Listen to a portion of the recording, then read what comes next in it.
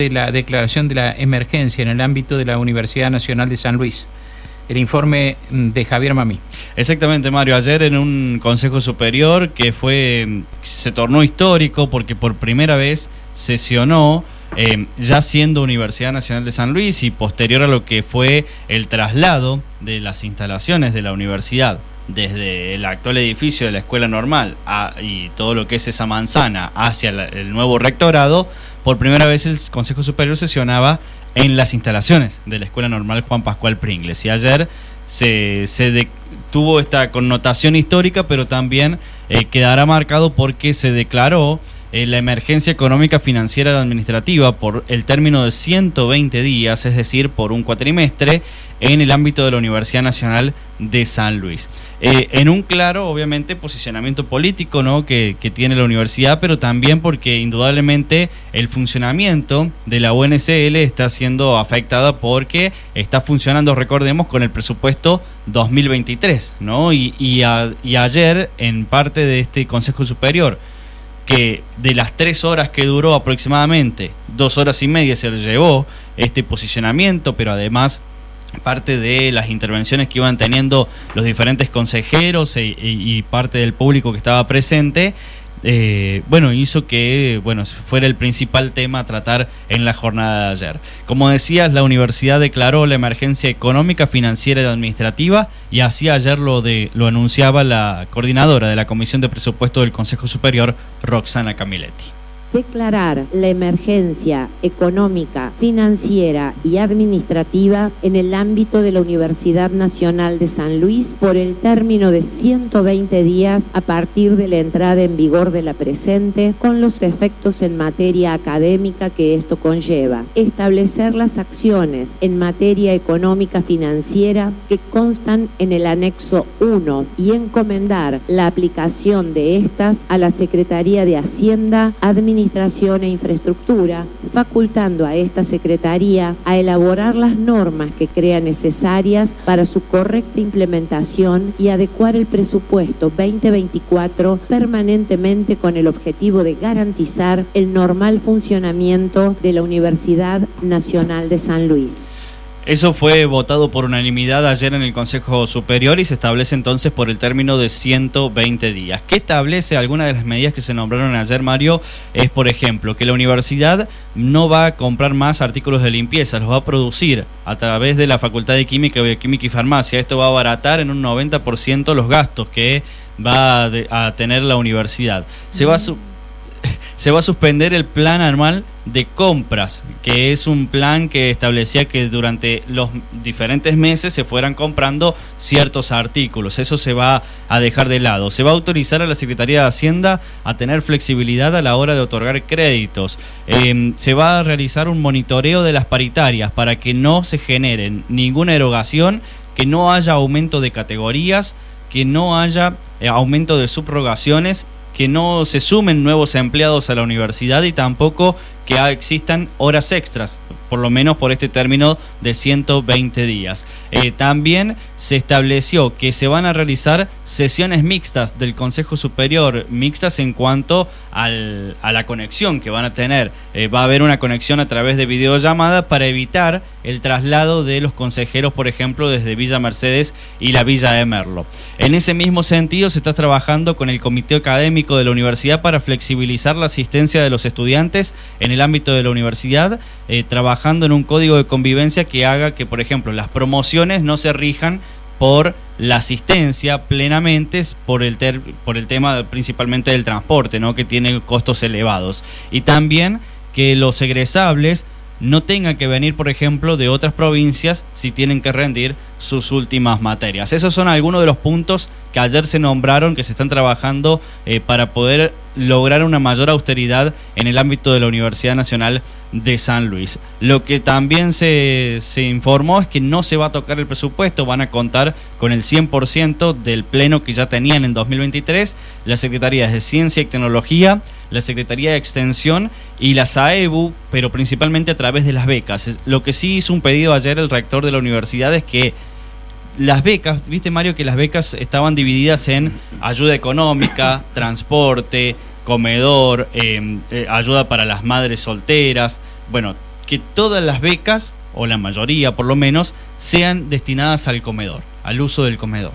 Este pedido lo hizo el rector teniendo en cuenta, dice, porque podemos entregarle, dice, 10.000 pesos a un estudiante para que use el transporte, pero de acá a noviembre no le va a servir para nada. Entonces prefiero que sea en viandas de comida del comedor y no en el uso del transporte, ¿no? Entonces casi todas las becas de la universidad van a estar destinadas al uso del comedor universitario.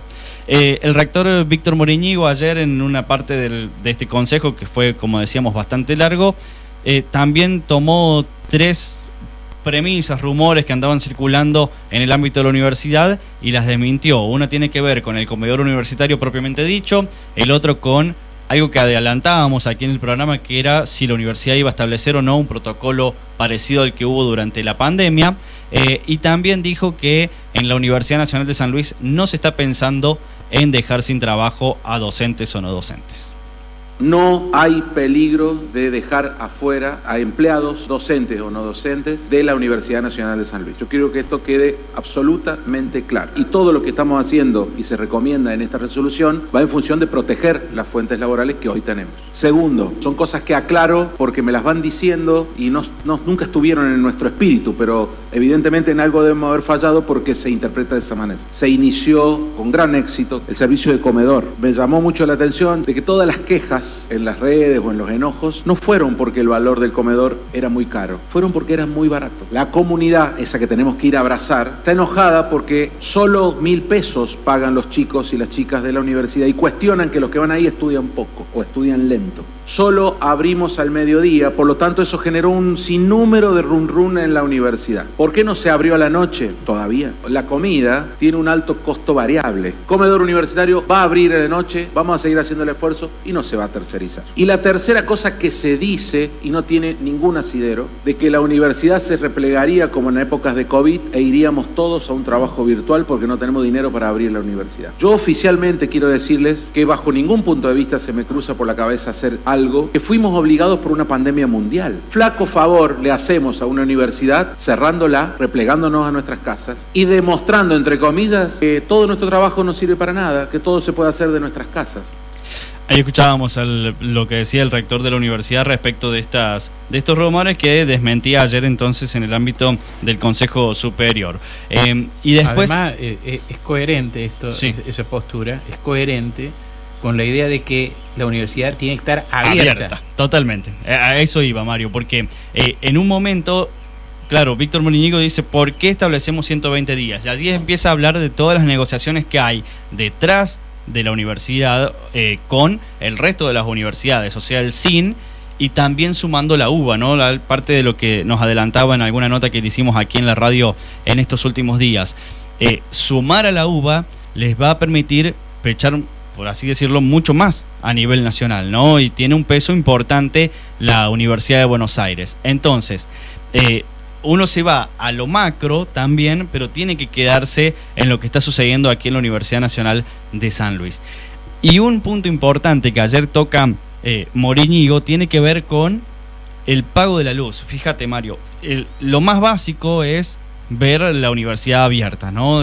Abierta a todos y que estén funcionando las aulas y que estén funcionando las oficinas del rectorado, por ejemplo, ¿no? Y dice, bueno, el pago de la luz lo hacemos desde la sede de San Luis, pero también pagamos la sede de Villa Mercedes, la sede de Merlo y las distintas casas o espacios que tenga la Universidad Nacional de San Luis en diferentes lugares. En diciembre, el pago fue de 6 millones de pesos por el servicio de luz en el ámbito de la universidad. Aumentó a 10, estando la universidad cerrada durante enero. Y establece que podría haber, con los aumentos que ya se están dando en la tarifa de la energía eléctrica, un aumento del 300% para el ámbito de la universidad, lo que haría que, con un presupuesto, recordemos del 2023, de 80 millones de pesos, la universidad estaría necesitando 320 millones de pesos más para hacer frente durante todo este año al pago de la energía eléctrica. 320 millones de pesos más a lo que ya estaba presupuestado en 2023, que es con el que está actualmente funcionando la UNSL, para solo pagar la energía eléctrica. De esta manera lo explicaba ayer Moríñigo.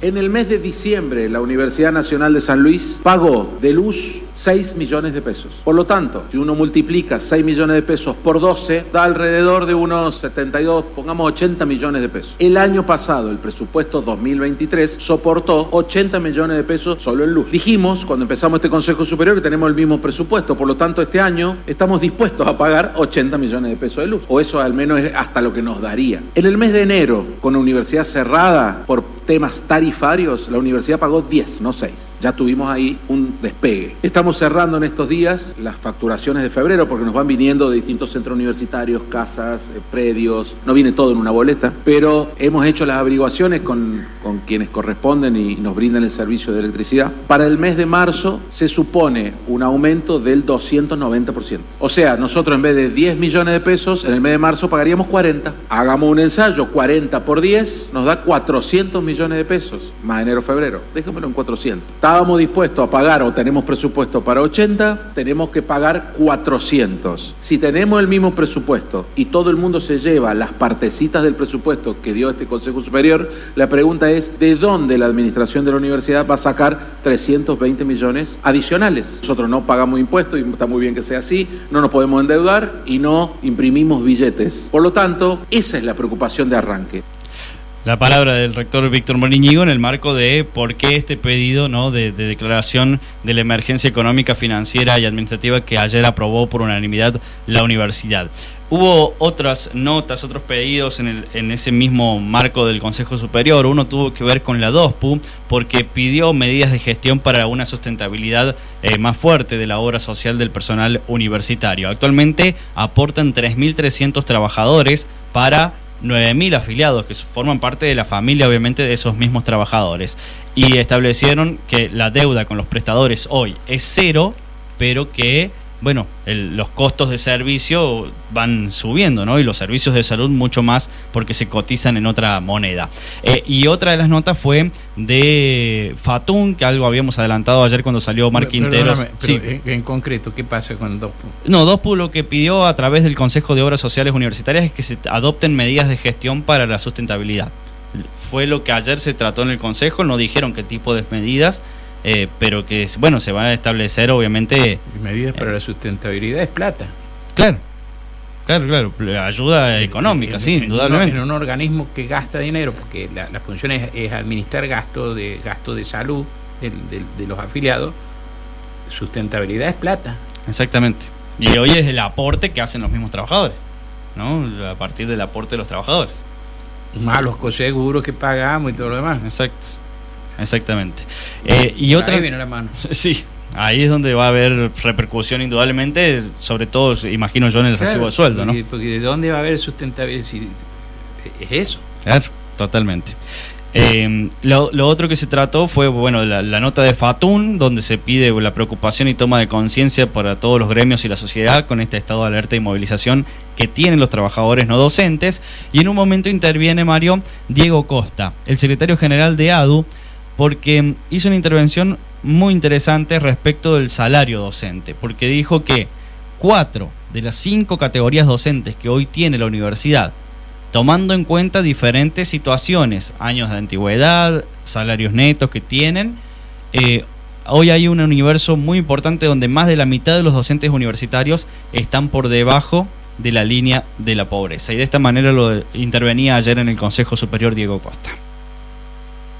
Y la expresión que recogimos es la misma, de una profunda desilusión de una parte de nuestras y nuestros colegas, de una creciente preocupación, de mucha bronca por esto que se está viviendo. Y mucho registro de la situación de nuestras y nuestros estudiantes, que no solo pasaron de gastar 700 pesos por semana para poder asistir al menos una vez por día a la clase, a 2.500 de un día para el otro, sino que además tenemos muchos reportes de casos que han sido desalojados, que han quedado en la calle, con familias seccionadas en 3 o 4 partes, viviendo en casas prestadas, con gente que nos avisa que no va a volver. Hemos hecho un análisis de los salarios y la línea de pobreza. Por primera vez en décadas tenemos a 4 de las 5 categorías docentes universitarias, estoy hablando de cargos de facultades, desde el auxiliar de primera hasta el profesor asociado por debajo de la línea de pobreza. Los básicos de esta categoría están por debajo y como el análisis no lo restringimos a los básicos porque queremos ver cuánto es el salario de bolsillo, hicimos el análisis con los salarios netos. Tenemos 5 categorías, 12 segmentos de antigüedad,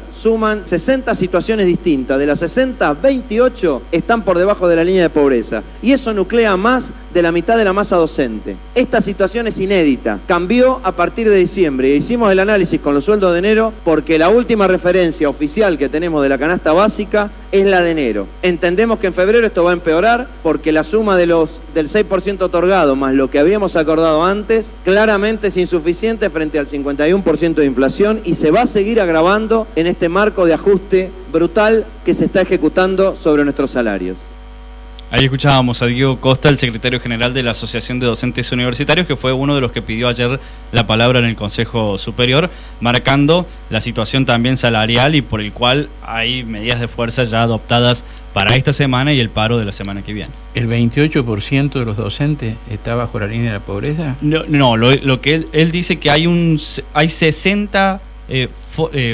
60 formas, ¿no?, de docentes que, por ejemplo, tienen 17 años de antigüedad, pero también está el que tiene 15, 14, bueno, entonces de ese universo de 60 formas de establecer sueldo, el salario docente, 28 de esas 60 formas están por debajo de la línea de la pobreza. Y 4 de las 5 categorías, partiendo de auxiliar de primera, jefe de trabajos prácticos, profesor asociado, diferentes categorías están hoy también por debajo de la línea de pobreza. Por eso establece que más del 50% está en esas condiciones. Está bien. Del ámbito docente. Increíble. Sí, es impresionante. Y por eso él después dice, esto no es que veníamos mal, porque venían mal y ha sido una crítica constante el tema salarial, pero desde diciembre, principalmente con la devaluación del dólar, que pasó el dólar de 300 y pico a 800, esa devaluación del 118% fue el que marcó principalmente esta devaluación importante en el salario de los docentes universitarios.